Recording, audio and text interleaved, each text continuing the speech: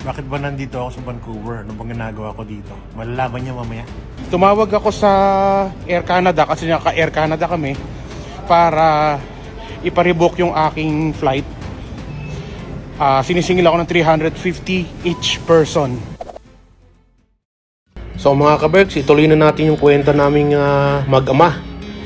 At ito na yung full video ng aming pagkikita. Tara, sama ka, nood ka, at baka maiyak ka rin kagaya ni Chris Cusinero. Mga ka-birds, tulog muna tayo dito. Naantok ako eh. Sakit pa rin yung ngipin ko pero okay lang. Nakakainom na tayo ng gamot. Bakit ba nandito ako sa Vancouver? Ano bang ginagawa ko dito? Malalaman niya mamaya. So nandito tayo ngayon sa international arrival. At abangan natin dito si Angelo. Dito siya lalabas. Galing siya ng immigration. No entry kasi dito, kaya dito lang tayo sa labas. Abangan lang natin siya kung anong oras siya lalabas. Pero ang labas niya dapat is 3:45 ang lapag ng plane. Mga ka-Berks, ngayon yung dating ni Angelo galing ng Pilipinas at inaabangan natin siya. Kaya tayo nandito sa Vancouver para sunduin natin yung anak ko.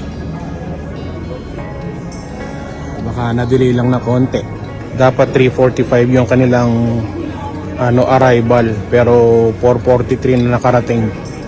At sabi ni Angelo, kakalapag lang daw ng plane. Anong oras na? 17:22, so 5:22 na, no? May git 1 hour yung delay.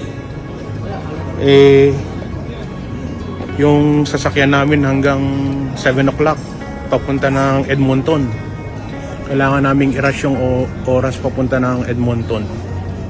Pero hindi pa rin siya lumalabas, nasa immigration pa siya. Mga ka-Berks, na-stress ako ngayon. Yung flight ng anak ko dapat darating siya ng 3:45 pero na-delay. Kailangan namin na susunod na flight namin is from Vancouver to Edmonton ng 7 o'clock. 2 hours na lang yung kanyang natitirang hour para mag-transfer kami sa local flight. Ang layo ng flight doon sa kabilang side, mula pa doon sa ibaba sa kabilang side. Sobrang laki nitong Vancouver Airport. Ngayon, ang tagal ng immigration. Pang number 24 daw siya at dalawa lang yung immigration officer na nag-i-interview at nagtatatak ng mga documents. Tumawag ako sa Air Canada kasi naka-Air Canada kami para iparebook yung aking flight. Sinisingil ako ng 350 each person para sa flight. So sabi ko, bakit? Hindi ko naman kasalanan naman ng immigration yung delay ng flight namin. So hindi ko naman kina-cancel. I-rebook ko lang. Pina-rebook ko na lang instead of 7 o'clock. Ngayon 10 o'clock na ng gabi yung flight namin. Merong extra 2 hours kasi pang number 24 pa si Angelo sa immigration. Matagal-tagal pa yung kanyang interview.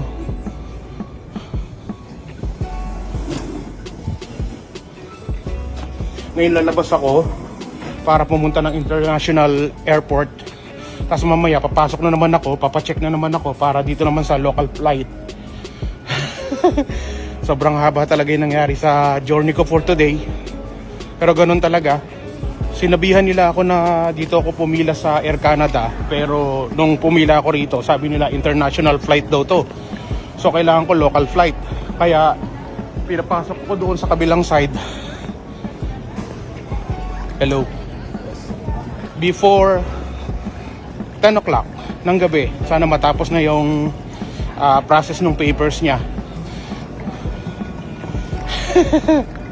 Sobrang haba. Tapos namamaga yung ngipin ko dito sa dulo. Masakit pa hanggang ngayon. Kung napanood nyo yung video ko kahapon na wala akong tulog.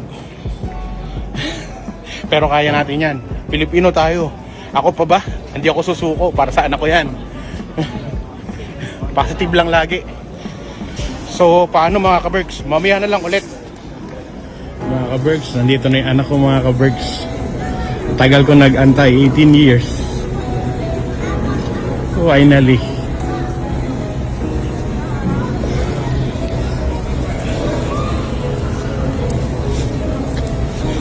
Tagalan na.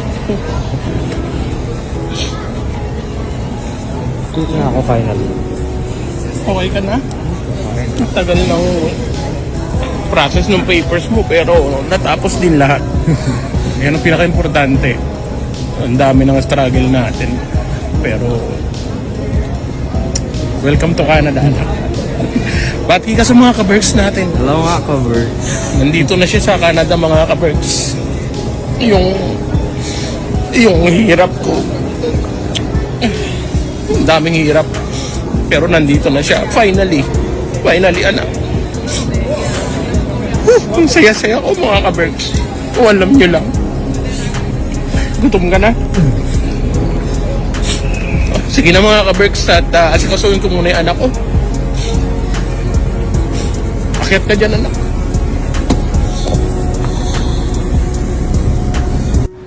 Welcome to Canada, Pogi. Ka-Berks, nandito na sa Canada yung kakambal ko, si Angelo. Hello mga ka-Berks.